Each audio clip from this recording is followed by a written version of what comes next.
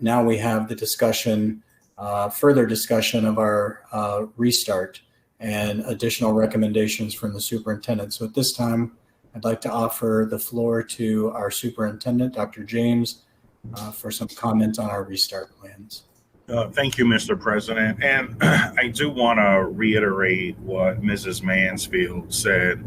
As all of our recover and reopening teams have been working, the one thing that I insisted upon is that we frame those discussions around student safety. There are a lot of things to consider on our approach to reopening schools. Several weeks ago, you got the draft plan with the options, the various options, 100% in person, a blended model, and then a little bit on a completely remote model. We then came back and the board had questions about the remote model. And so I had my staff go back and take a look at how that can be accomplished. And tonight I have Mary Kelly, Karen Gijic, and my staff who will walk through that process of remote. What I'm looking for tonight is really a decision on, are we okay with going to the remote model? There are a lot of ramifications for that. I was speaking with Pat Scheib from AEA this morning about what's going to be needed with our recover and reopen teams moving forward as we prepare for a restart. And we've also discussed the potential for altering our start date. That was at a previous meeting, and I believe Mr. Akbar brought that up, and we're looking at that. So I'd like to turn it over to Mary Kelly and staff to walk through what we're talking about in terms of 100% remote start to the school year, knowing full well that the entire time if we choose to go that route, we would have to be evaluating things. I know today some new information about children. I think in Florida, they were seeing a rise in some of the infections among younger kids. So that's a concern for me as we look at how we're going to approach the start of our school. Thank you, Superintendent, for this opportunity. We're actually going to ask Karen Gijic if she could give us an overall start to our discussion, and then we are going to sort of tag team throughout. Thank you. So Karen. Thank you. So Superintendent and board members, treasurer, members of the public, when we met a week ago, we were reviewing the collaborative team's projections of a site-based and remote, a blended start.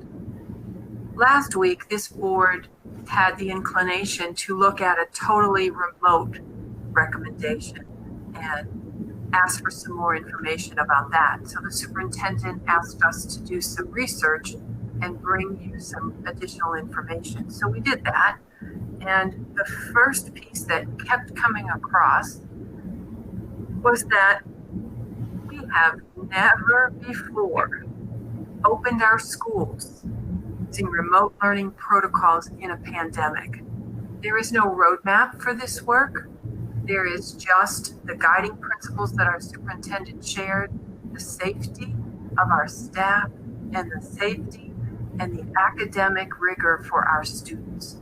So with those two champions moving forward with a remote plan, we put together a draft example of what that plan can look like, knowing that we are still working with our collaborative teams to put the real detail around the plans. But the research around a totally remote opening indicates that you cannot just apply a school day pattern over a remote protocol. You have to do something differently. And there are some developmental milestones that we look at for our learners.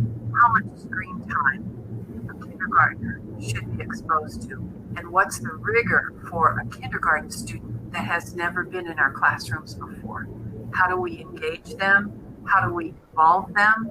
And how do we move the learning forward for our youngest learners who've never yet been in our classrooms? So we have some examples of what that can look like. And we looked at other states, because some other states, about 17 of them, have some guidance about how much time a kindergartner, a first grader, a third grader, a ninth grader, a senior should spend in a virtual learning environment. So with that in mind, we put together some draft example schedules. And Superintendent, may I share my screen? That Yes. would allow you to see.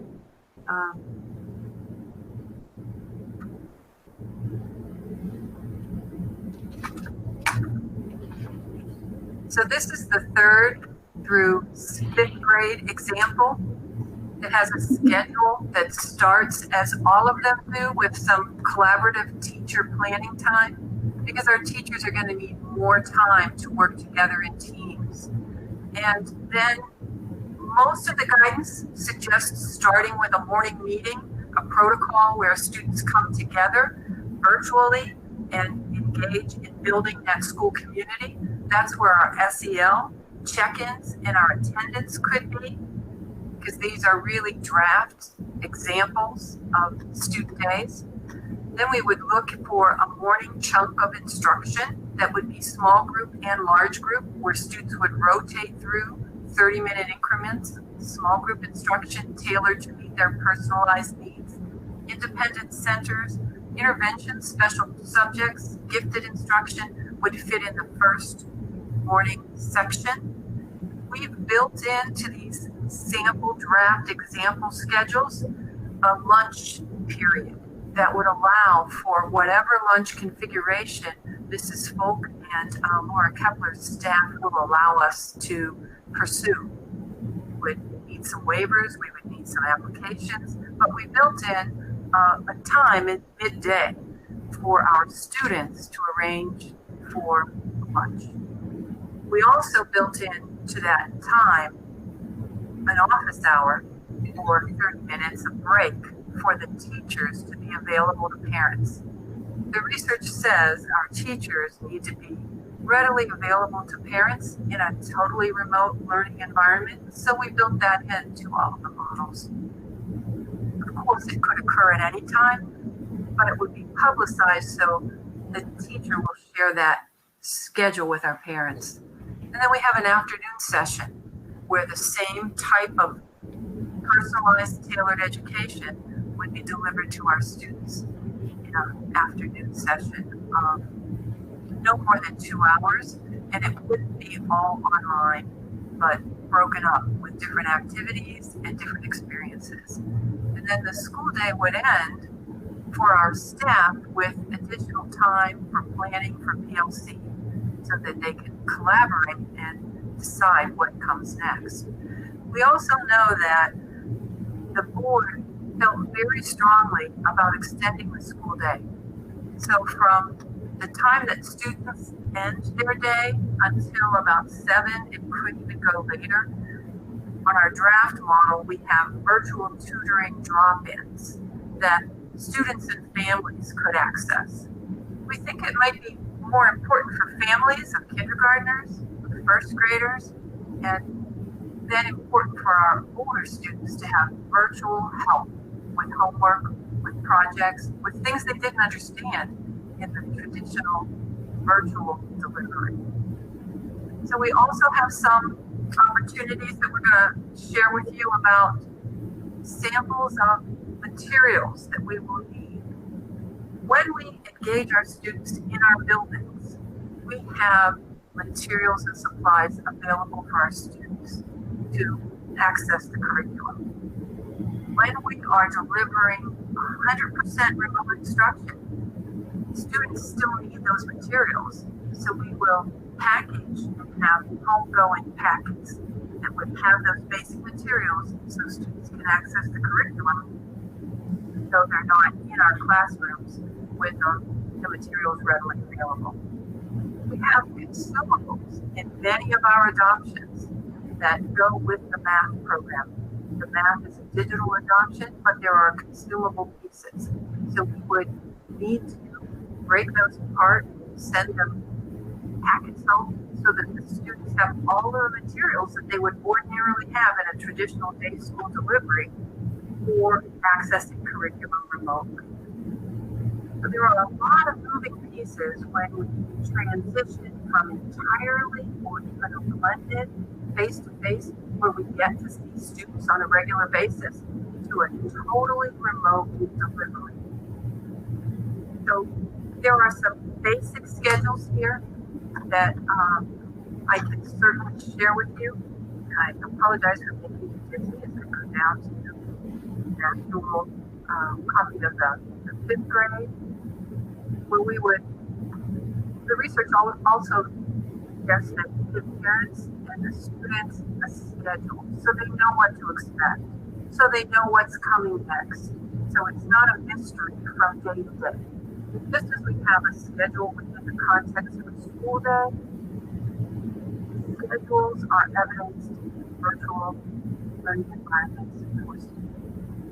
And we will take advantage of that and collaboratively develop those. Our teachers will have seen some of our teachers have it, and will be invited to continue that discussion and dialogue. Our high school example that we had for you last week really hasn't changed that much, because our high schools were going to grow when students come in for activities, for labs, for some other specialized opportunities. They also will have homegoing packets of materials. So, Mrs. Kelly, have I forgotten anything? No, Karen, I think that was a well-rounded introduction. And we are just to emphasize that these are just drafts. So based on the decision that you make this evening, we really need to take this work back to our committees and really put together a concrete schedule that we can roll out to our staff.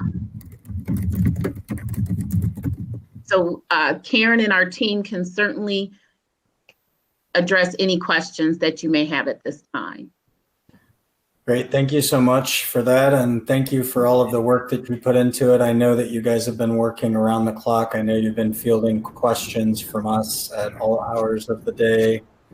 We appreciate it. And we want you to know again, how much we appreciate all of the work that you put into all of the plans that you've brought us. This isn't the first one, and we know that there's still a lot of questions yet to be asked and answers yet to be had. So again, from the bottom of our hearts, thank you so much. We know that this is a unique time, and we appreciate, again, all of the work that you're putting in. We're going to start opening it up to questions and comments from the board. We'll go with Dr. Hall first, and then Mr. Alexander. And if you could let me know in the comments if you have some, and then I'll be sure to keep an eye out for you. Yeah, thank you, Mr. President. Thank you, Karen, for that, and Ms. Kelly for that robust presentation. I guess my opening question is one of, process. I think, Ms. Kelly, you mentioned that kind of the next step, or maybe Ms. Giesecke, you mentioned this as well, that the next step was to go back to our committees. So are you referring to the RRAP committees? Is my first question when you say that? Yes, I am. Okay.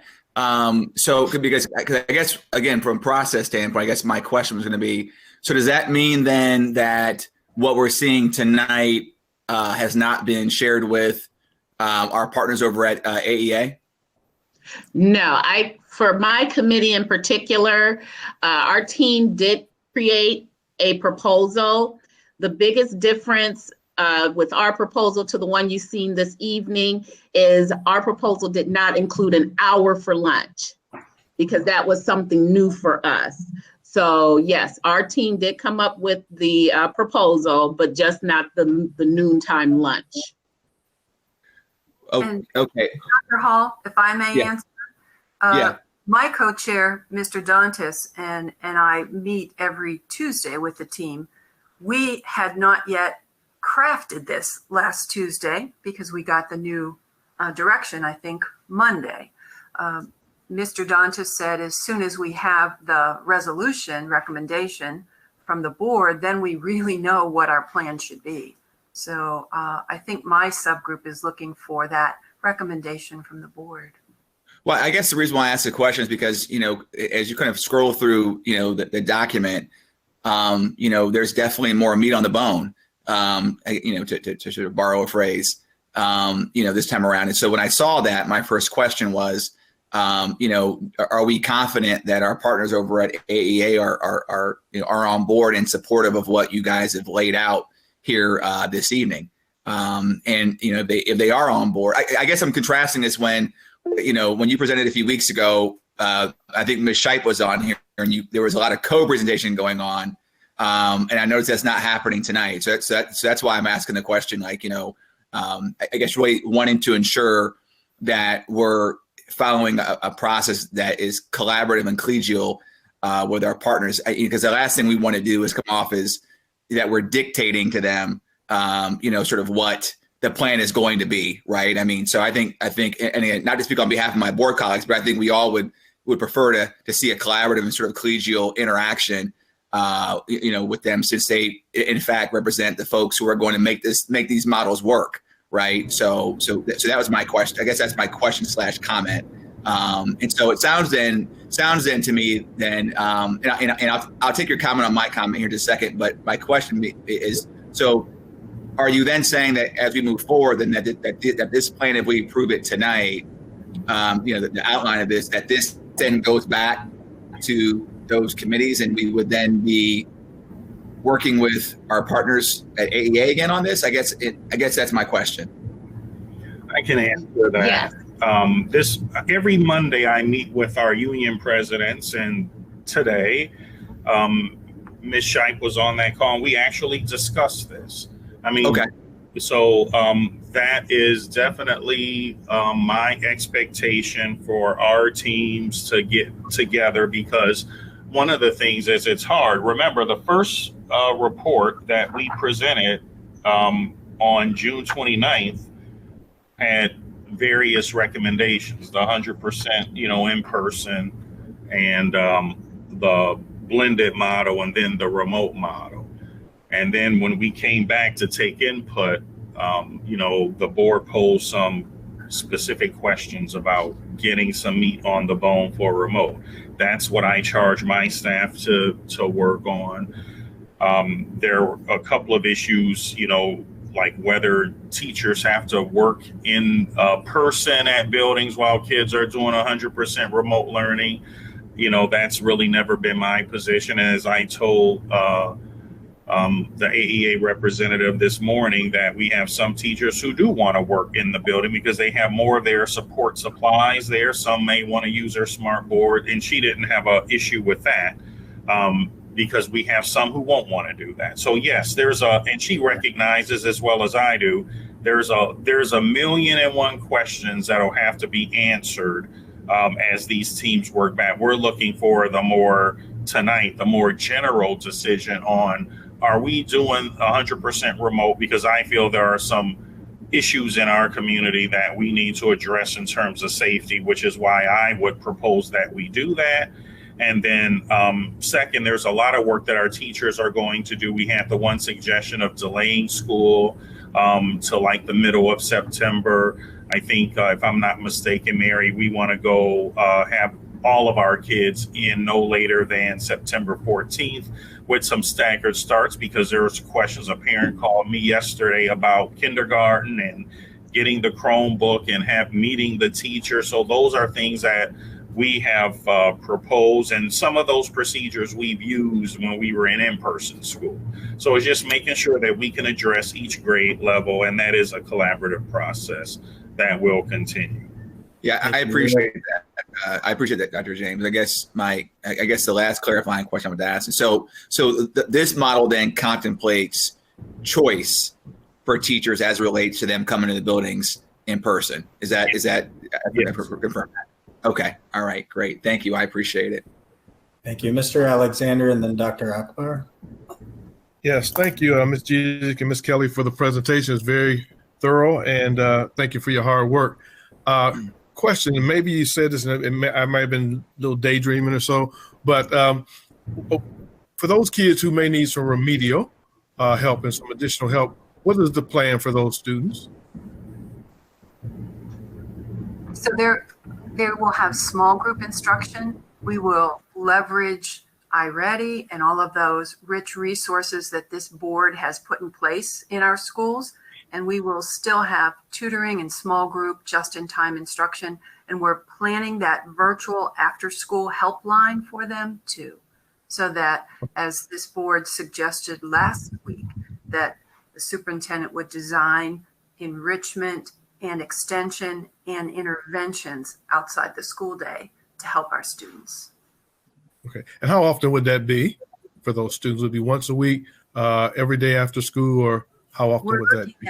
We're looking at a helpline that would have the structure of Monday through Thursday from 4 to 7. It could be 4 to 8. So it would be an after school. We talked about the potential, and we'll have to talk about this with our collaborative teams, of having a kindergarten specific helpline for our youngest learners. And what would that look like? And how would we help our parents of our youngest learners? But again, our kindergarten teachers and our collaborative teams will help us identify and design those interventions and those protocols so our parents have help and our children do too. Great. Thank you. Mr. Alexander, if I could just join in with Mrs. Gijic's response. Sure. Again, that's part of the work that our team has to put together, are those actual schedules. So today was just one example of what the schedule could look like, but it will be different based on the school and the staffing that's available at each school. It will have to look different. We'll have to be flexible. Right. Okay. That's fair. Thank you. Thank you so much, Dr. Akbar.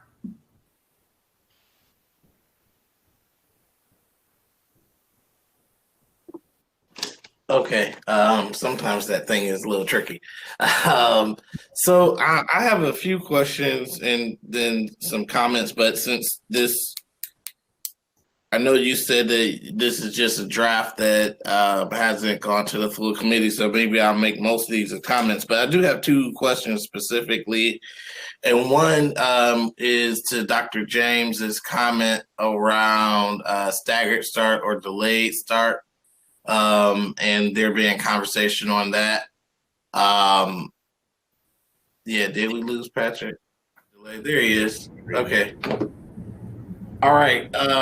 So my question, and we waited for you, Patrick, by the way, is my question is to Dr. James about the staggered start. When will the board be asked to vote on that?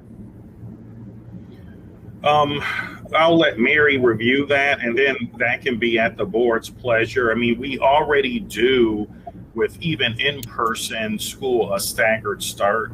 We don't start all of our students on the same day, but I'll let Mary review what we're thinking right now.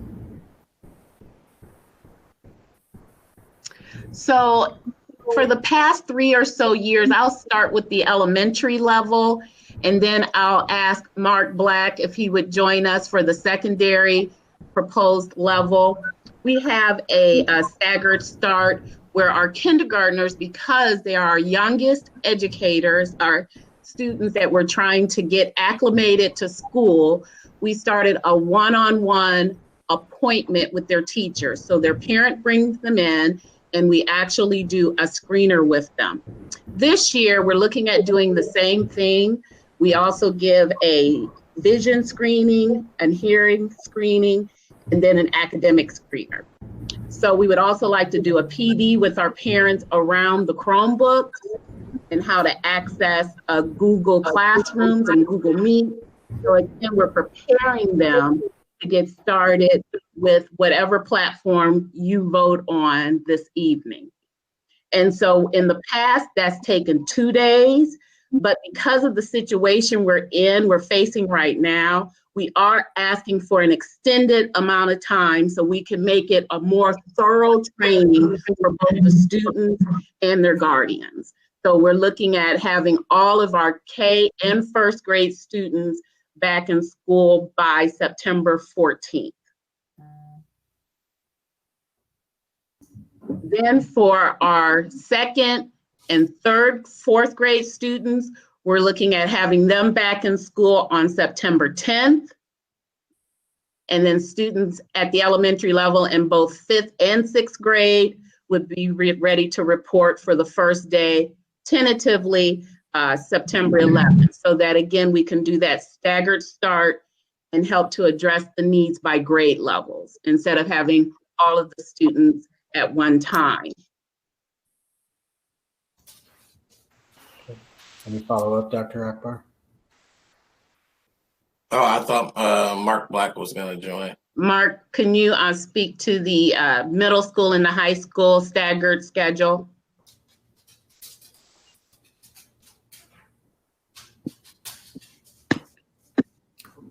Good evening. Good evening. We do the same thing. It's similar, except for in the middle school and the high school, we use our transition grades to come in first. But with the pandemic, we're kind of switching it a little bit, where we are going to recommend that our eighth graders with the transition grade of ninth grade and our seniors come in first.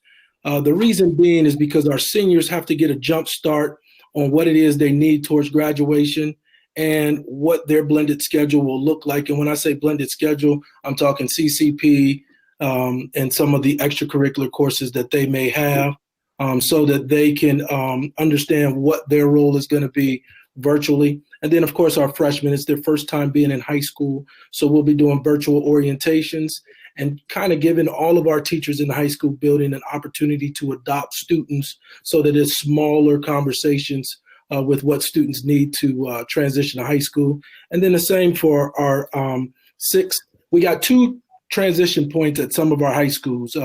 Buchtel and East. Buchtel has sixth and seventh graders who are technically transitioning.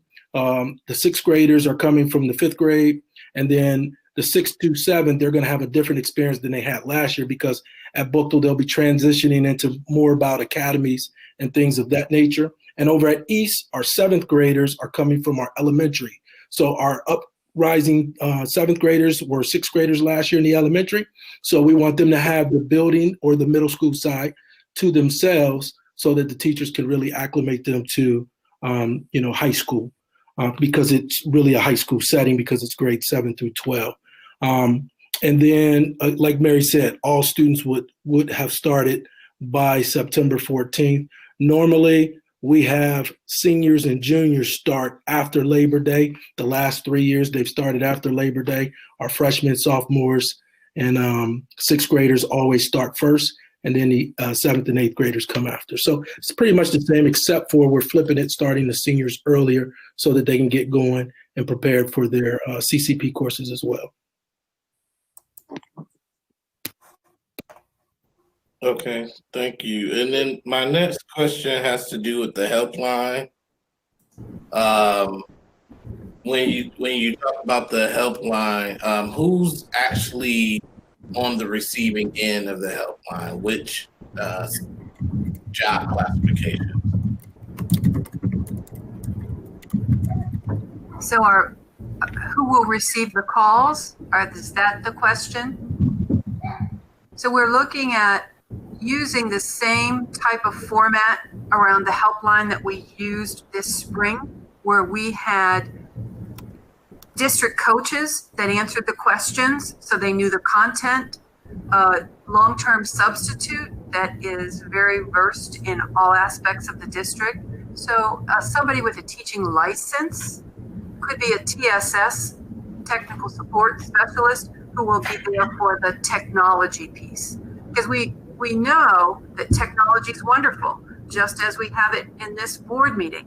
But then some of us will now and then be booted off, and our teachers and our families will need some help around that. So we will have those supports available with help, either academic or technological. Thank you. Yes, technology is our friend all the time. And the last thing I'll say for now, then I have some comments later before we end the discussion. But I think Ms. Kelly and Ms. Gigic, when you're going back to the committee, I think that what I would like to see is that we have if we decide to go remote learning 100%, that we still offer options. So that we offered the structure option that you presented today that Dr. James sent us for those families and students that really need that and can handle that. And then we also offer a more flexible option as well for those families for whatever reason need that as well. I think that would assist the vast majority of the students, as well as teachers and staff members, if they also have that level of flexibility to be able to do that. One other thing that I think that this leads us to the conversation around, when does school happen? And I think that when you think about some of the concerns that at least Dr. James mentioned earlier today about getting a lot of the calls from families in the evenings and on weekends, maybe we should also consider offering the helpline and or some coaching or tutoring or teaching opportunities for those in that more flexible arrangement on one of the weekend days as well. So just something that I thought that would be good to consider there. And then the very last thing is our ed assistants. We've gotten a lot of comments and feedback about them. But one of the things that I think will be important is as we think about how we utilize roles like that in our tutors and our substitutes, as you mentioned about working for the ed helpline, that we consider including them in that conversation around what that looks like, because all of those entities have said that they weren't involved. So just as we move forward, we vote for 100% remote, that you broaden who you bring to the table. Thank you, Dr. Akbar. Ms. Autry? I just want to thank the team for their ongoing work with this. There was a quote within the report that I found very appropriate, in that in our traditional classrooms, time is constant and learning is variable, but remotely, time is variable and learning is constant. So I feel like we have a real good opportunity here moving forward. So I just wanted to point that out.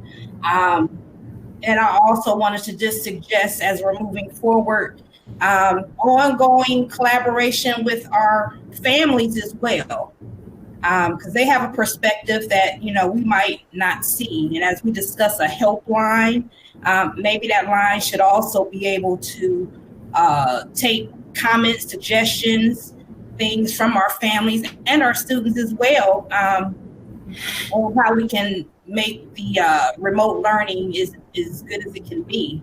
So I just want to encourage that collaboration with our families as well. And thank you. Good. Thank you so much. Dr. Hall?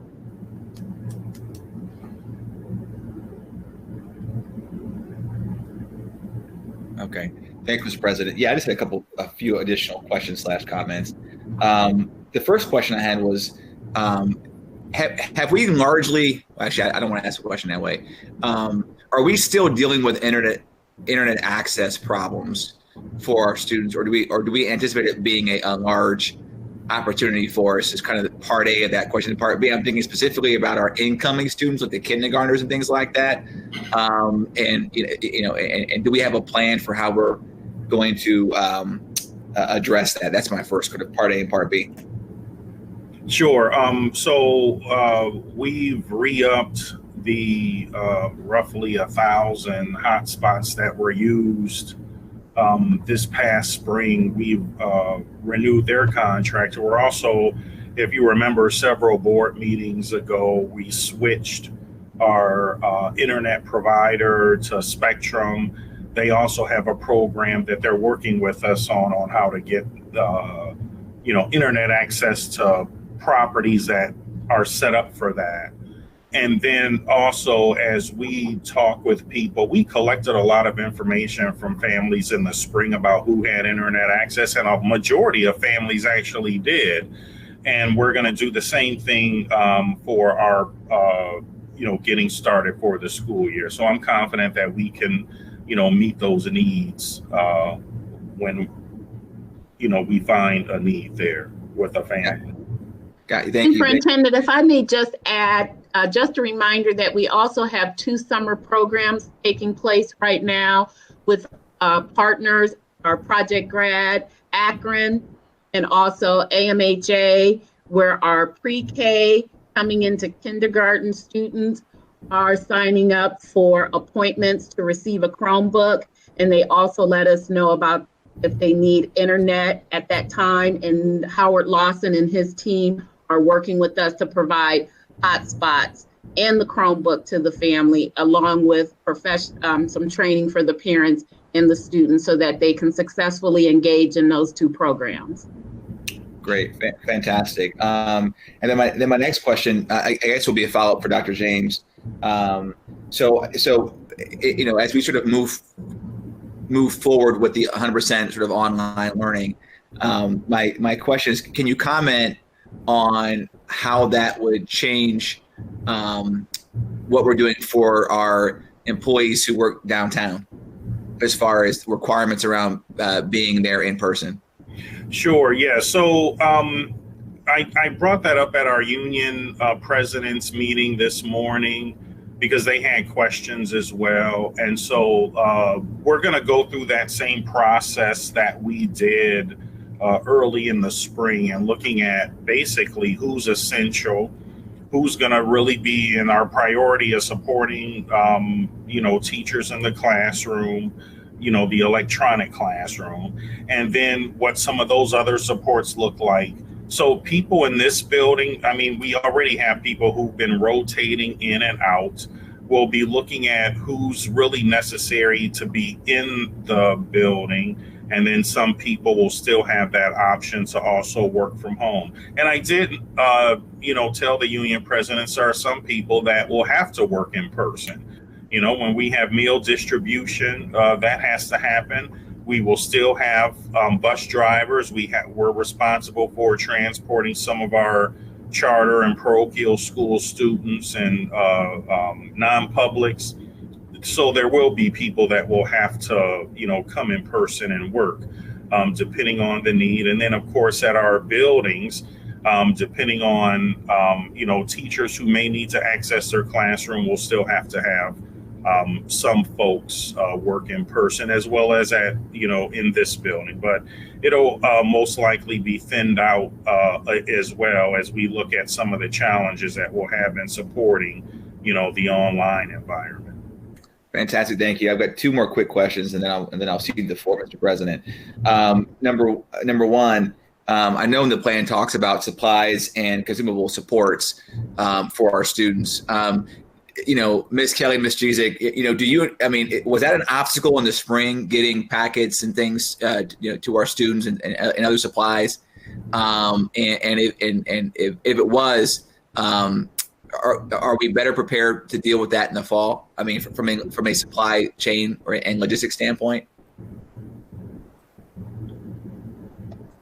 So I believe that we will. Mary, would you like? No, go right ahead, Karen, and then I'll follow after you. Okay. So, Dr. Hall, in the spring, we knew we were closing, and the teachers sent home some of the consumable pieces with the students.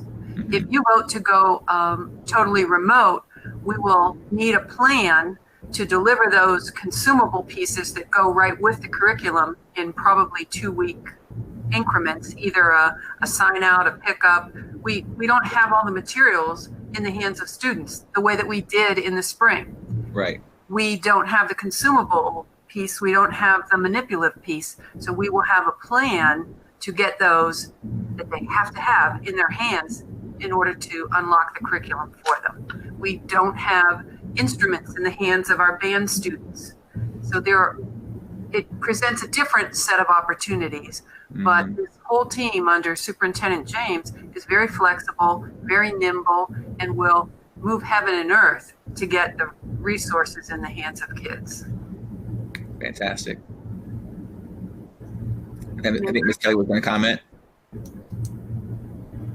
Well, I just wanted to thank our teachers. In the spring, they were the ones to tell us what supplies they needed. And I would like to thank Deborah Falk and our warehouse team for coming together so quickly and providing supplies that were requested in the spring semester. We also gave a survey to teachers regarding what supplies would they like to start the year with in the fall, so we could try to be a little proactive and also work with any community partners that would like to also provide supplies with us. In the past, we've had Stuff the Bus, and we realized due to different situations taking place in the community, that may not be an option this year, but we still have partners in the community that are stepping forth, looking for opportunities to support us in providing some of the teachers' needs. So that is an area that we are currently working to address, as well as using our community partners to help us with some of our supplies.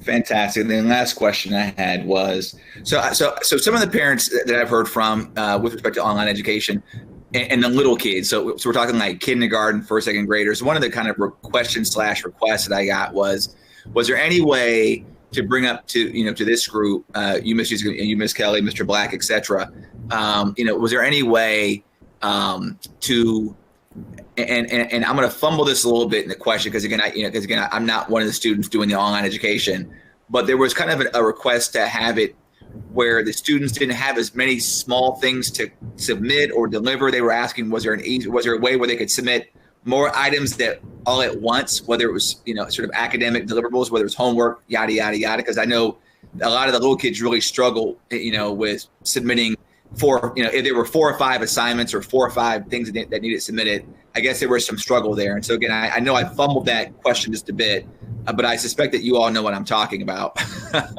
and kind of want to get your comments on that.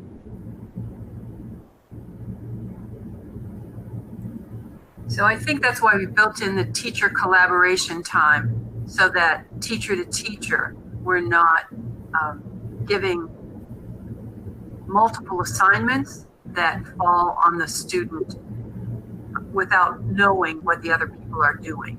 So I think that collaboration and that uniform planning around the support of students will help us.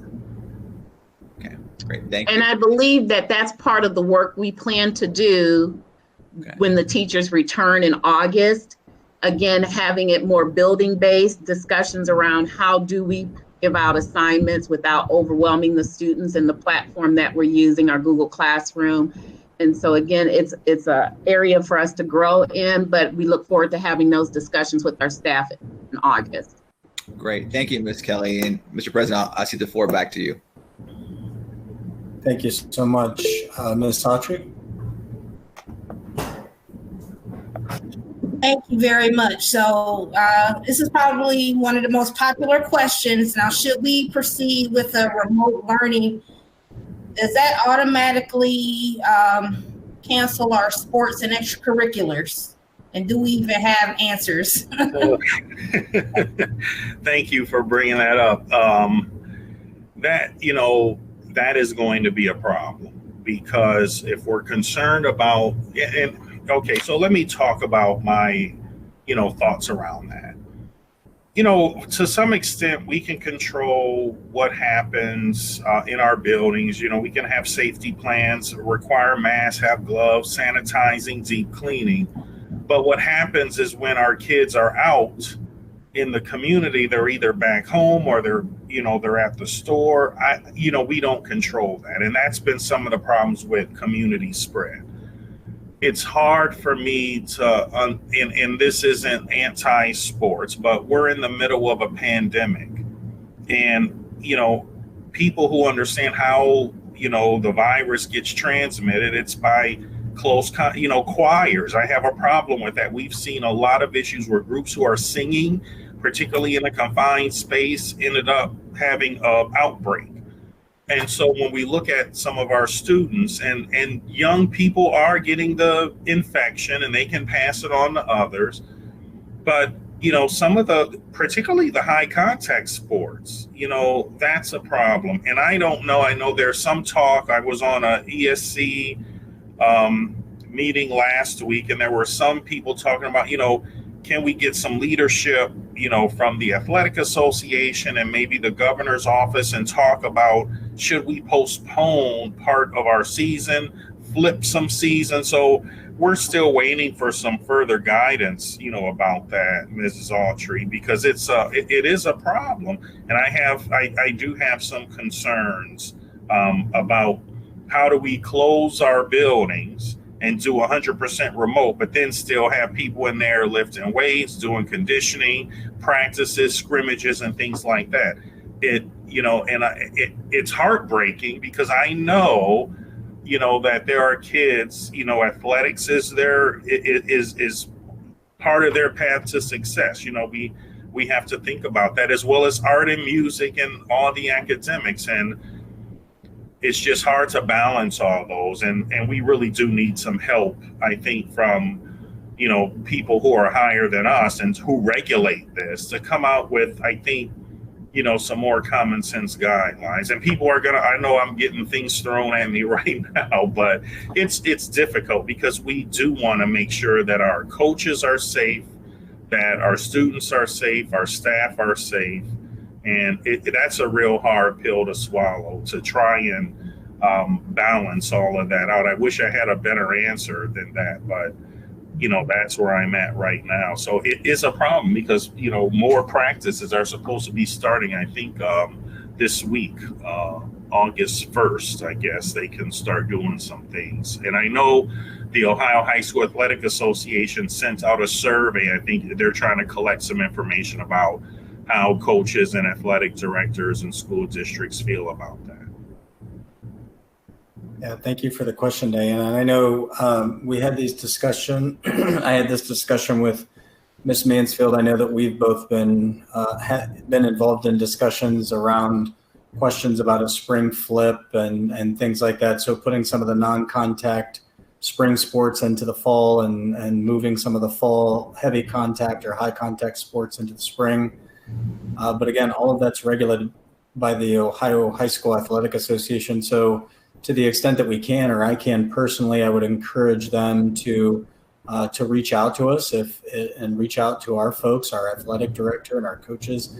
I mean, and get some feedback on how they might influence some policies around this, because as the superintendent pointed out, it's hard for us at this level to also make some of those decisions when we're at the same time considering a 100% remote start.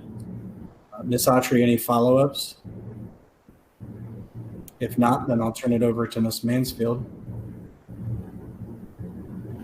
Thank you. Thanks, Diana, for taking that question off my plate, because that was a big one that was still weighing, and lots of messages coming in tonight, Mr. James. I just want to mention a few things that we haven't talked about, just so they know they're not forgotten. I'm not asking the Karen or Mary or Mark to give us hard answers on this. Just want to mention that these programs are important, and I know that there'll be a plan for them. That would include our preschoolers are, of course, our actual youngest learners. So we don't want to forget our preschool teachers and students, and I know we'll be working to get them going. Also, someone messaged to ask about a plan for some of our really at-risk students who need extra intervention, like Bridges and AAA, where it's not a typical situation, and they may need extra intervention. So I promised I would mention those as well. Always, you're not going to get away from me without me asking about the arts. I know that there will be a plan. I know the arts are almost as complicated or more complicated than sports with this situation. So I want all those folks to know it's not that we're not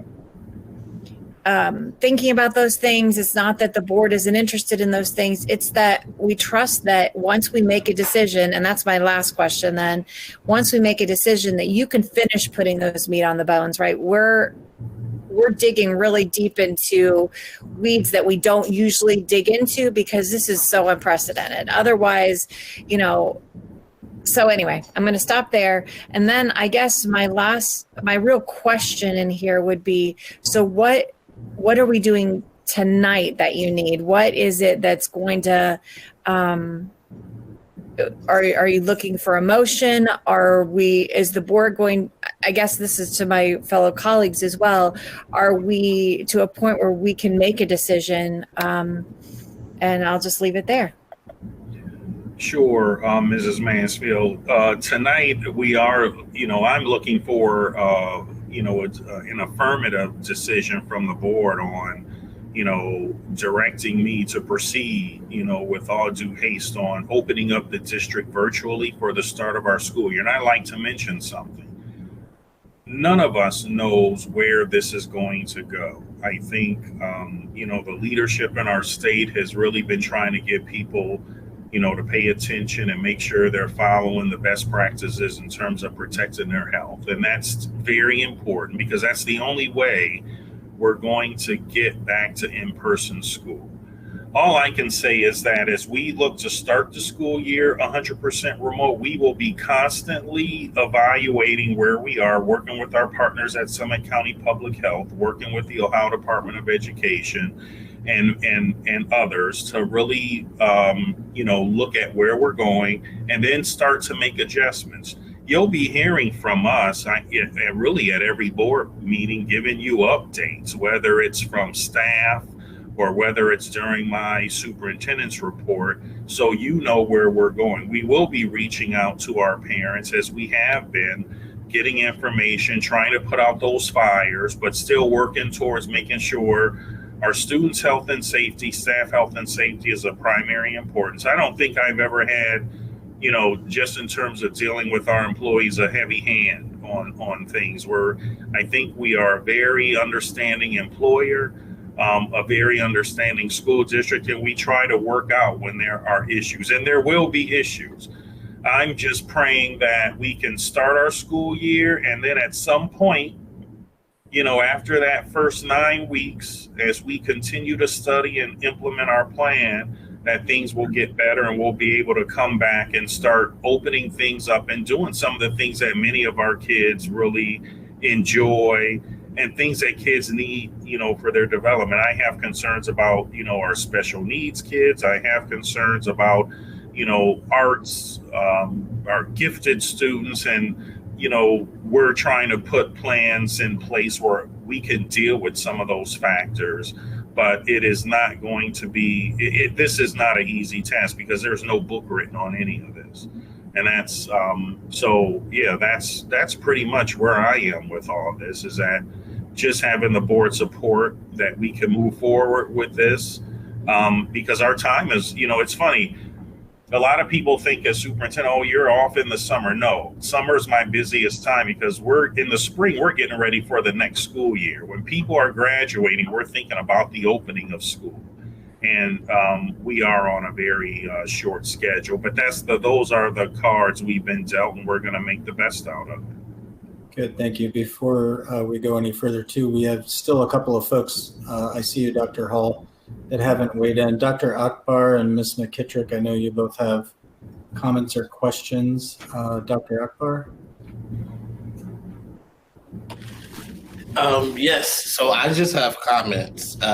First, I want to thank everyone who has emailed or called. There's been an exhaustive list of individuals.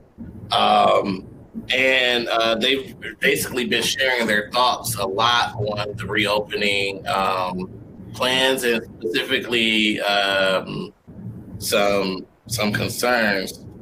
I just want to share with them that I share their concerns as well, including, or more specifically, the two students who sent emails sharing about their experience and specifically about the role athletics plays in their academics.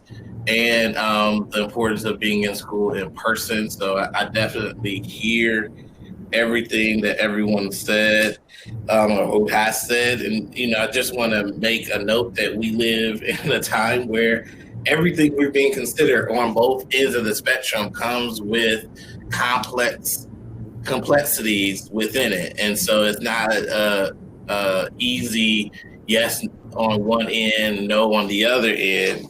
But, safety of all within the APS's care and the education of all of our students are paramount.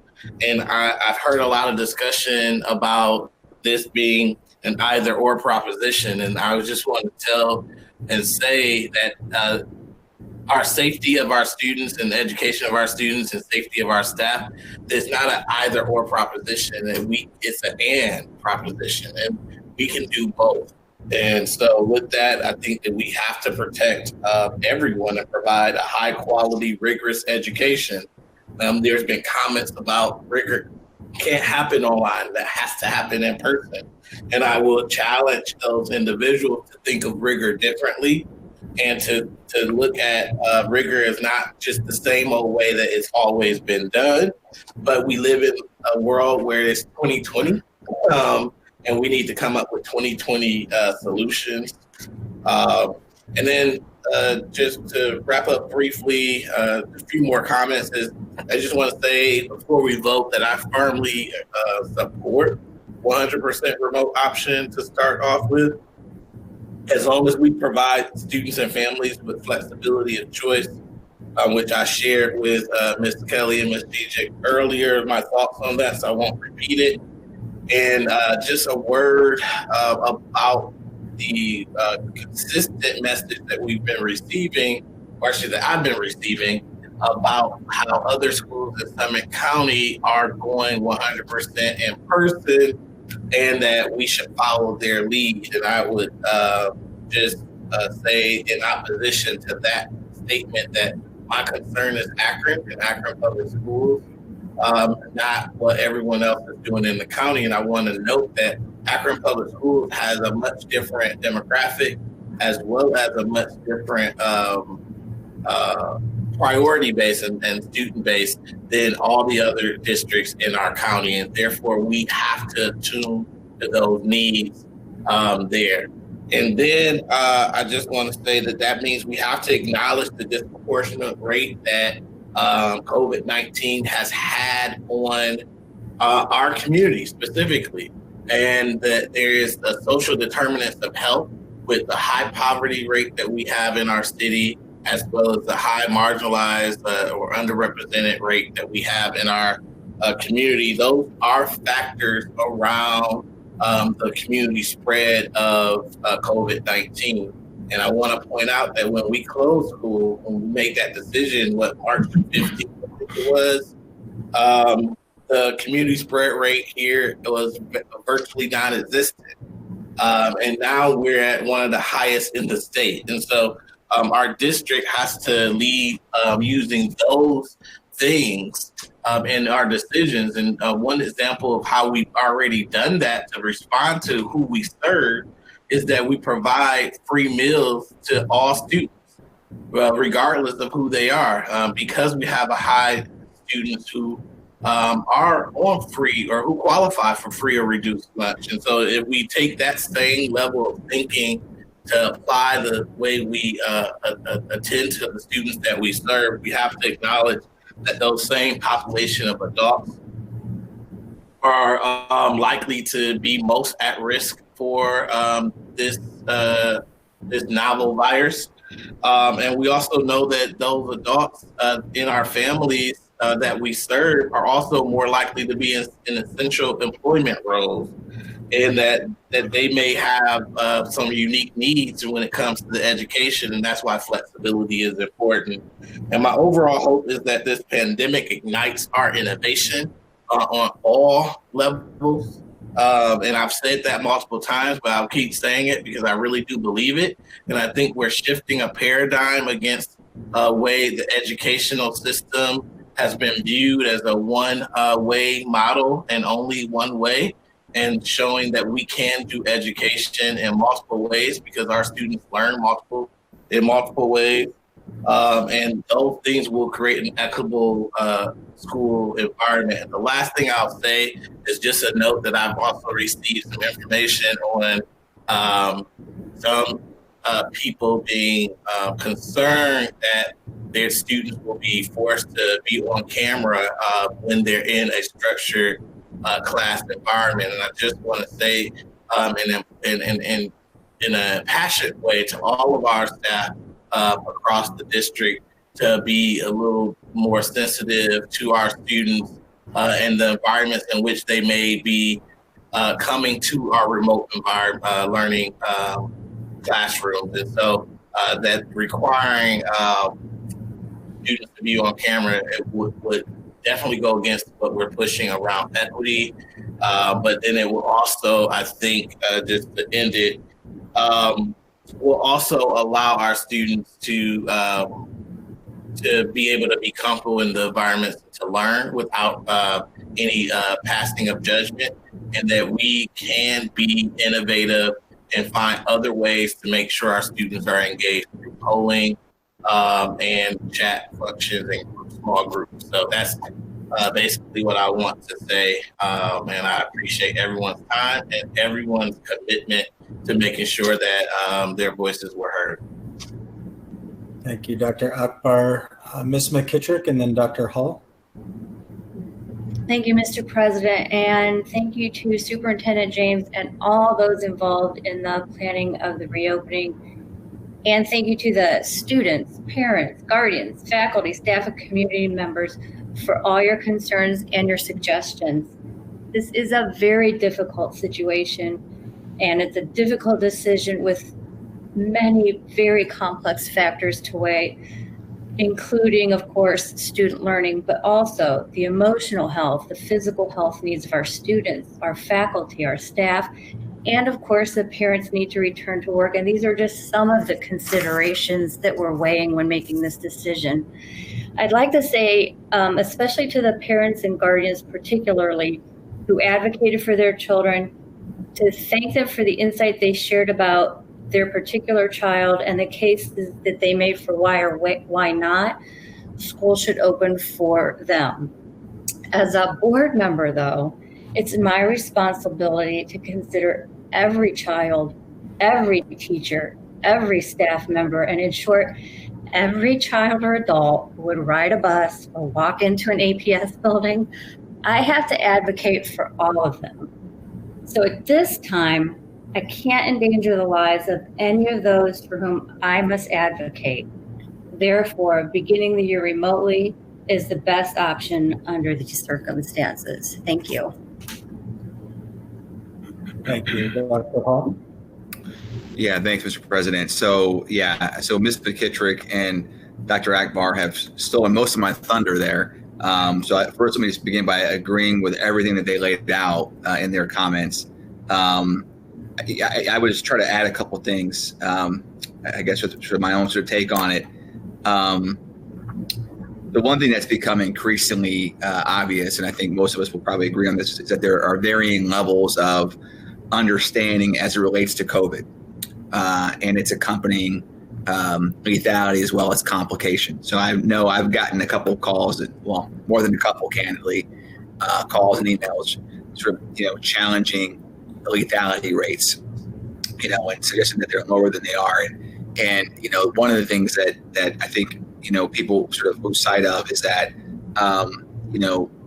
almost every day we're seeing new data around other things that are happening to students that contract, people and kids who contract COVID, strokes, multiple vascular complications, etc. And so while a child may survive COVID, we don't want the child to survive COVID but have had a stroke and be permanently disabled. So there are many more things that can happen to your children and our staff members other than simply passing away due to the virus. A lot of folks also like to compare COVID to the flu. And as I've told some parents that I've talked to on the phone about this, the flu's been around for over 100 years. We know a lot about the flu. COVID is 7 months old, and we're learning something new about it every day. And so it's a very complex virus. And so I think that, we talked earlier about these being unprecedented times.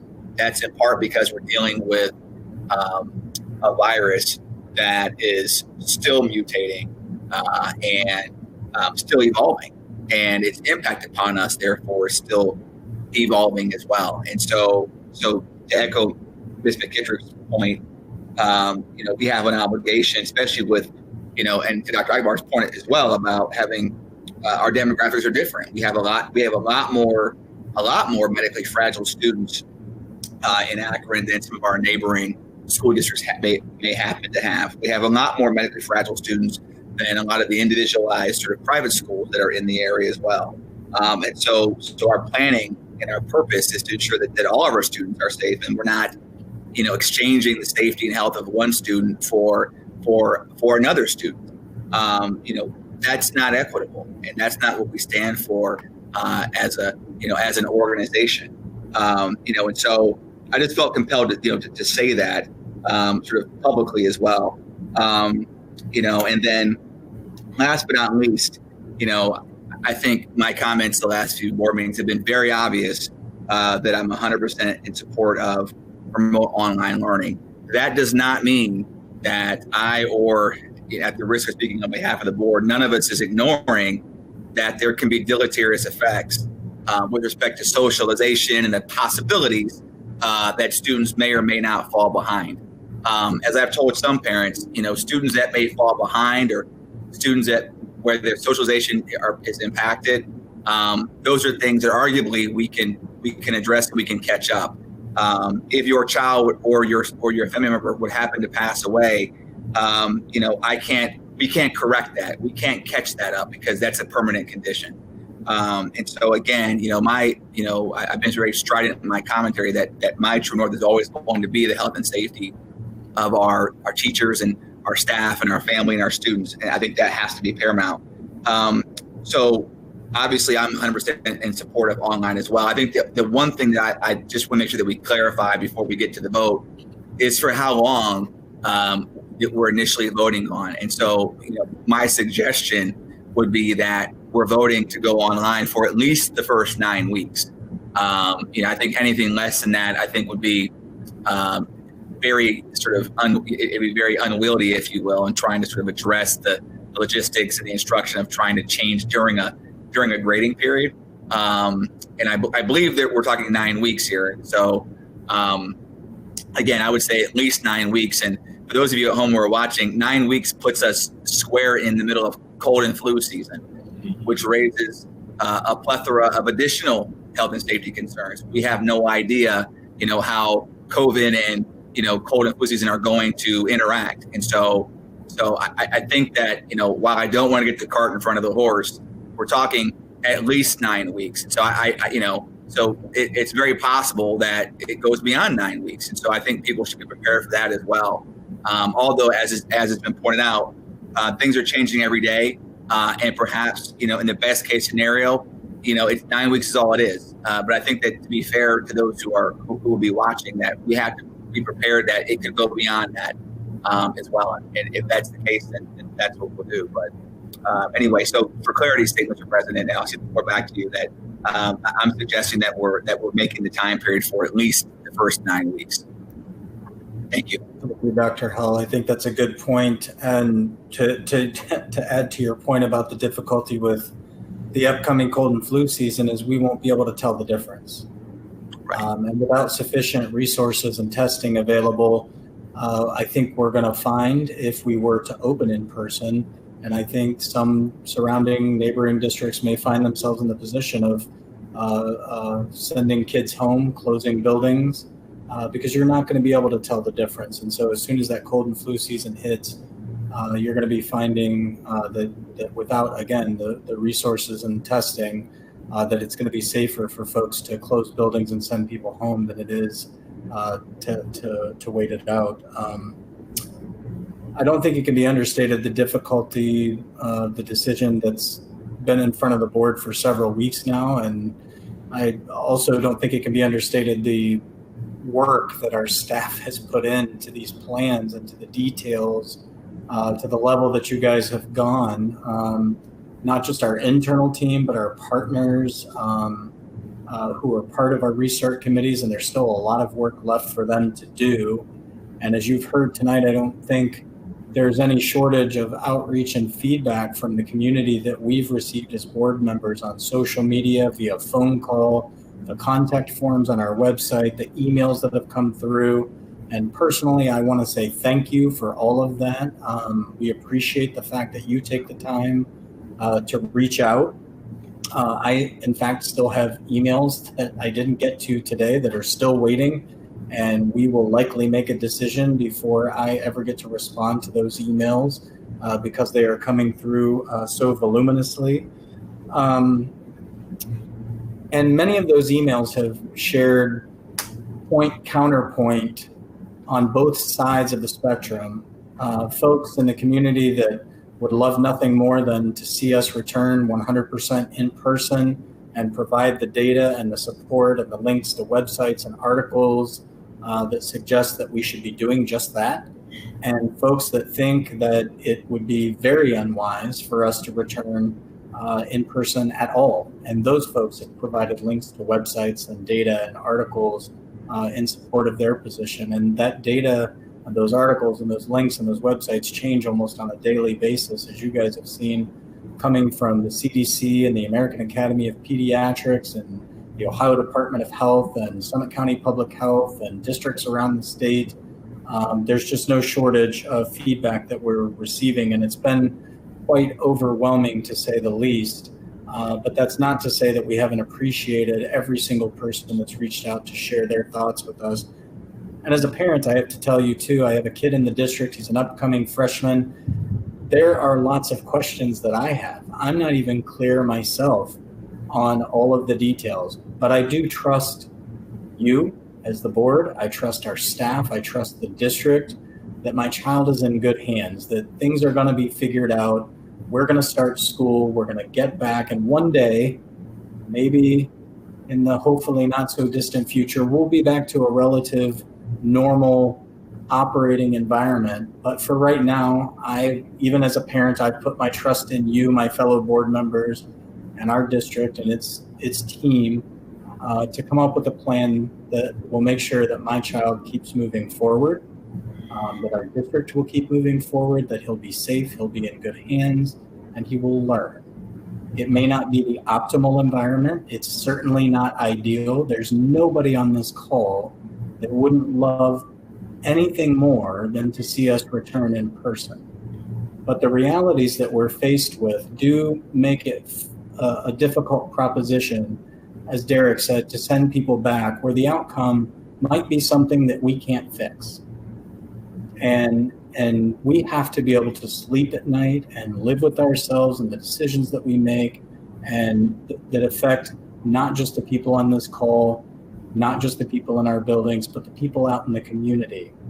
And for some of you, I've shared in our family alone, there are extended family, there are 2 cases of COVID right now. And it puts a very real face on the decisions that we're making tonight as to how that will impact people in this community and beyond. And so I have to say, as Ms. McKittrick and Dr. Hall and so many of you pointed out, we have an obligation to every student, every child, every adult within our district, to make sure that we make a decision that keeps them safe, regardless of the decisions that folks around us are making. We're focusing on you, our community. We're focusing on our children. And so I appreciate all of those comments.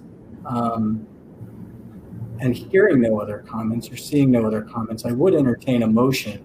We've been presented with 3 options: 100% in person, 100% remote, and a blended option. And I would suggest that our district needs to move forward. And as our staff has said, we need to make a decision so that they know the framework within which they are working to get school reopened this fall. So at this point, I'll entertain a motion.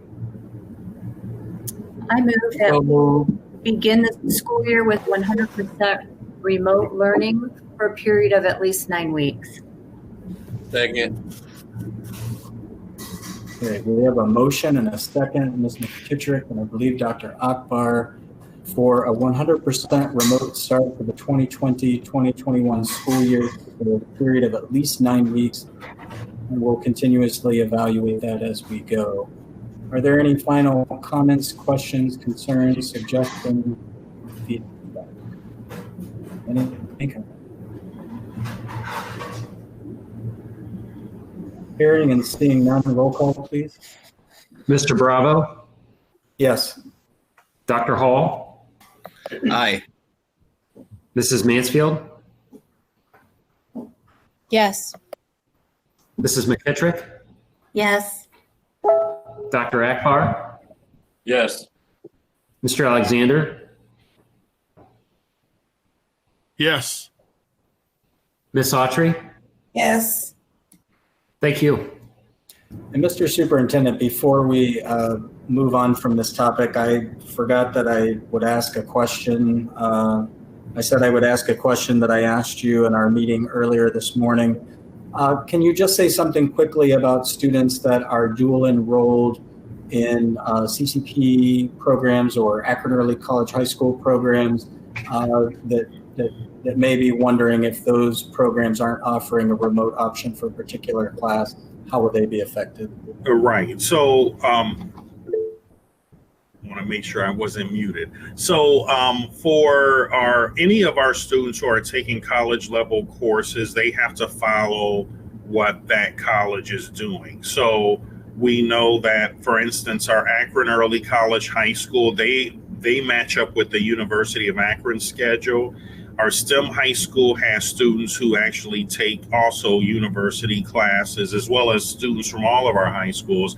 They need to follow the university schedule, whether those classes are in person at the university or online. I know there are some that will be online, and they have to follow those guidelines because the university is actually giving them the grade for that course. For our students who are taking high school classes, for instance, at Akron Early College, those will be in the remote format. And so those are some of the things that we're working through just to make sure we're double backing and checking with the colleges to make sure students know what they're supposed to be doing with those individual classes. Thank you so much. And before we move on again to the next item on our agenda, there were some discussions previously about our current uniform policy and how that would intersect with any decision that we would make tonight. And I'd like to turn it over to Ms. Mansfield for that brief discussion. Thank you. Gosh, I don't know how many weeks it was ago now. I think 2 weeks ago, we talked about a possible waiver on the uniform policy. And I have heard from a few parents who are doing whatever back to school shopping looks like in a pandemic, bless you. And they are wondering whether they need to purchase uniforms. So I would like to see if I would like to make a motion that we suspend our current policy for the year of 2021.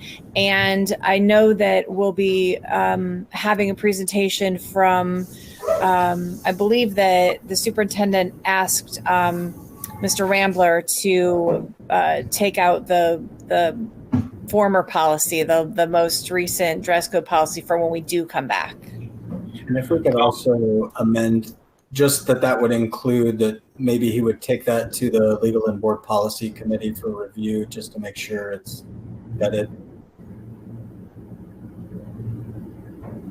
That would be perfect. Yeah, I have a comment, Mr. President. Sure. I did check with Mr. Rambler, who did review the policies. In addition, the administrative guideline. A motion may not be necessary. You can refer to the Legal and Policy Committee. I think under the current policies, with your concurrence, I have the ability to alter that policy or the guideline that's related to that policy. It could be as simple as making sure that all of our families know that they don't have to worry about uniforms, for this upcoming school year. There are some other issues in some of those policies regarding dress that aren't related to just clothing, but it's also related to, piercings and other items that maybe we should just refer it to the board policy committee and talk about that, so we don't make it more complicated, than it has to be. Okay. Do you need me to rescind my motion? Yes, if the superintendent is confident that we can do this without then I would not add an additional motion. It's not necessary. Yeah. Okay, thank you. I'll do that then. I just want to make sure it gets mentioned so we're not out buying uniforms and spending money that we could. Yes. Okay. Yeah, we've all spent plenty on uniforms. A one-year holiday will be certainly appreciated. If the rest of the board is okay with that, if there are no other comments or questions around that issue, then we'll move on. Yeah, I just have one. Excuse me. Yeah, Dr. Akbar. Without the attempt of belaboring the point, I think we should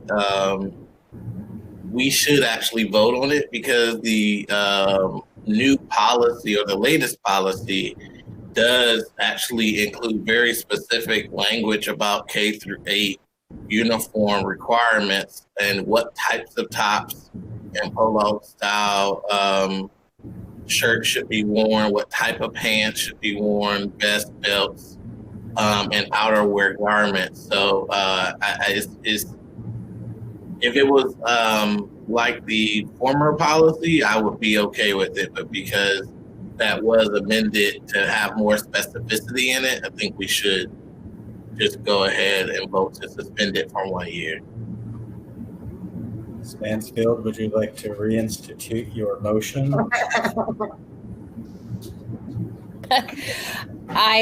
I'm a little confused. Okay, so the one because we changed it once to make it less specific. So what we will be going back to is the dress code. So not the pre-uniform dress code.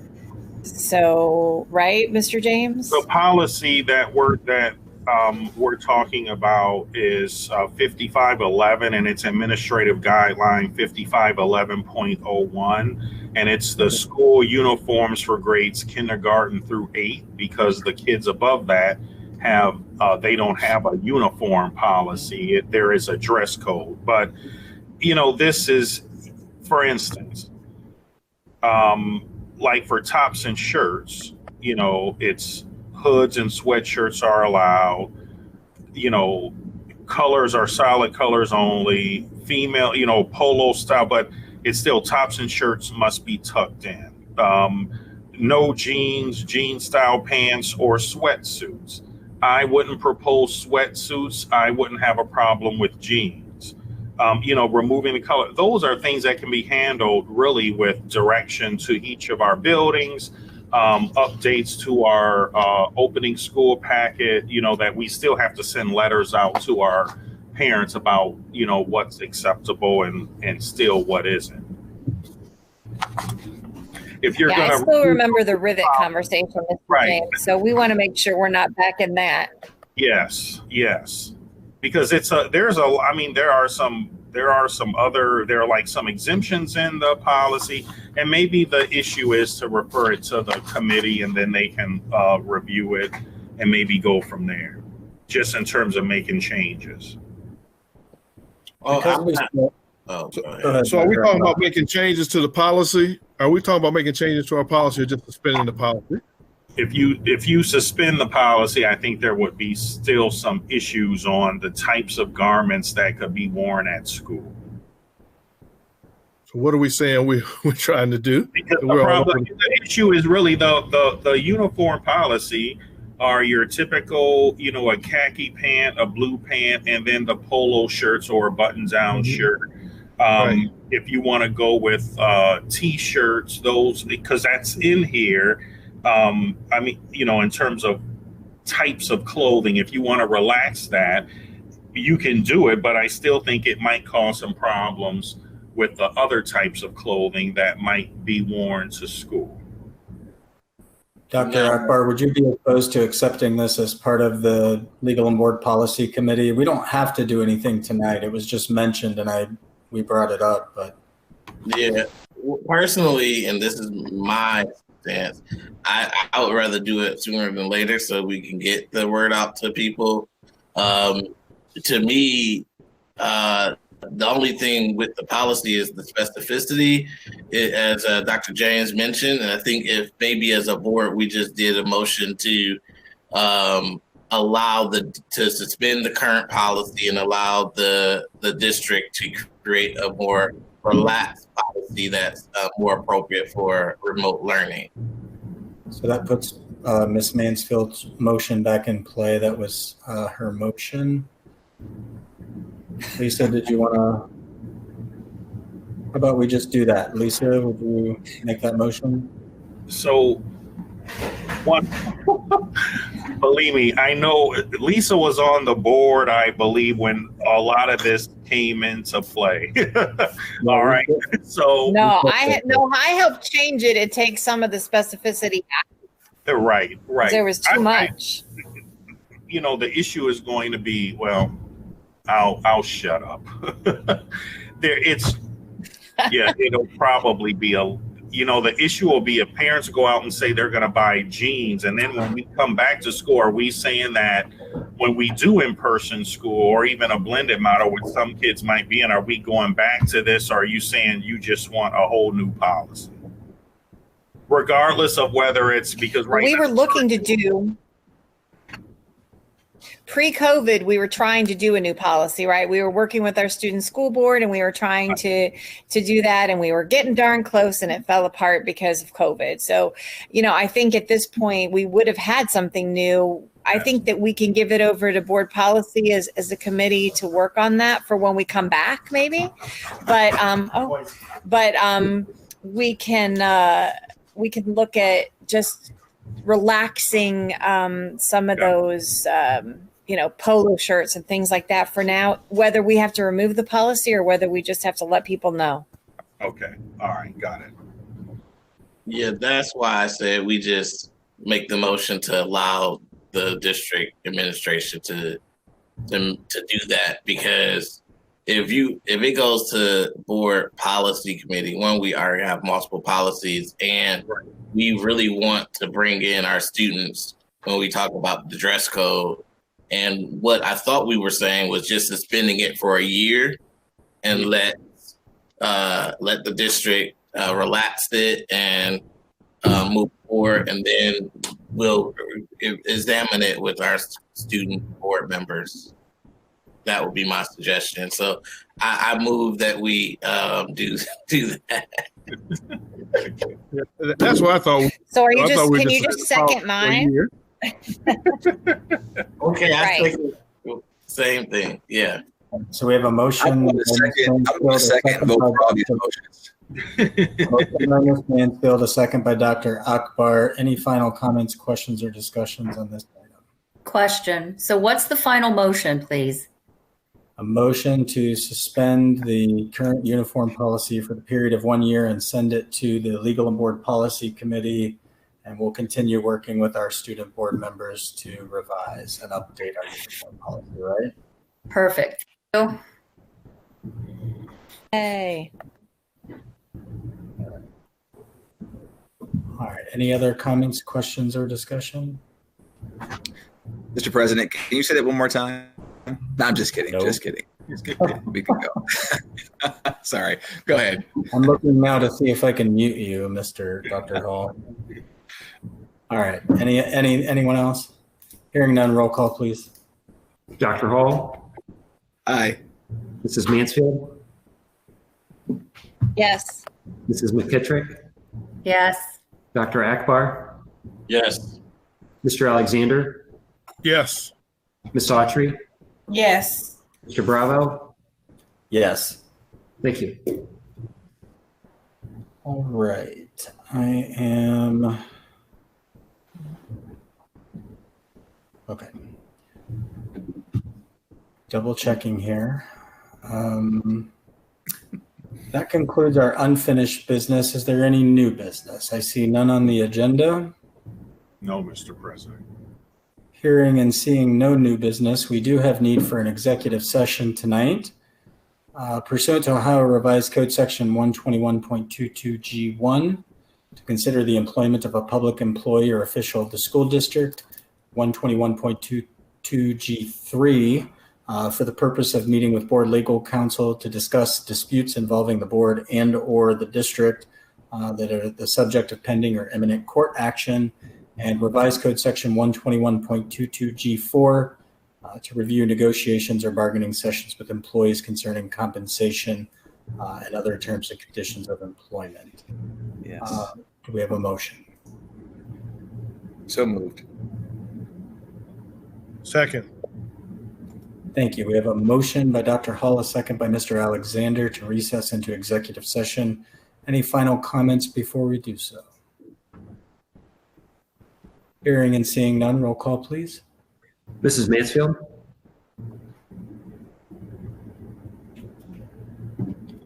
Yes. Mrs. McKittrick, Yes. Dr. Akbar, Yes. Mr. Alexander, Yes. Ms. Autry, Yes. Mr. Bravo, Yes. Dr. Hall. Aye. Thank you. All right, we'll see you in executive session. Thank you for those of you joining us. We will have an item to consider once we return from executive session. If you please exit this meeting before entering the other. Thank you.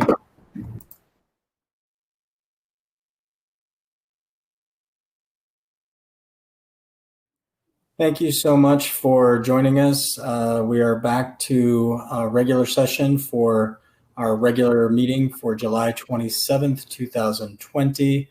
We have one final item of business before we adjourn, and that is item 32.1, the tentative agreement with OAPSI 778, our foreman. And we will entertain a motion at this time for approval of that resolution. So moved. Second. Thank you. We have a motion by Mr. Alexander, a second by Ms. Autry. Any final comments, questions, or discussion? Better make it quick. She's got 2 minutes before that charger goes out. Hearing and seeing none, roll call, please. Mrs. McKittrick, Yes. Dr. Akbar, Yes. Mr. Alexander, Yes. Ms. Autry, Yes. Mr. Bravo, Yes. Dr. Hall, Aye. Mrs. Mansfield,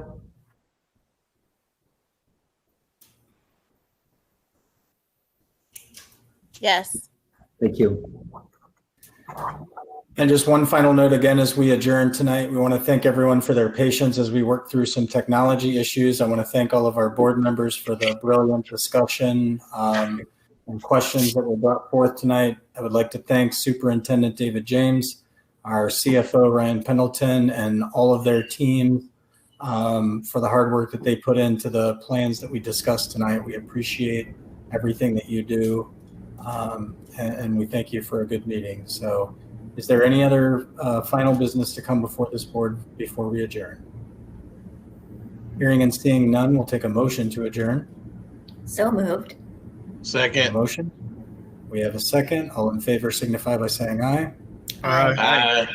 We are adjourned. Thank you so much. Have a good night. Bye. Good night, everyone. Thank All right, you. everybody. Take care. Appreciate it. Thanks for a great meeting. Bye.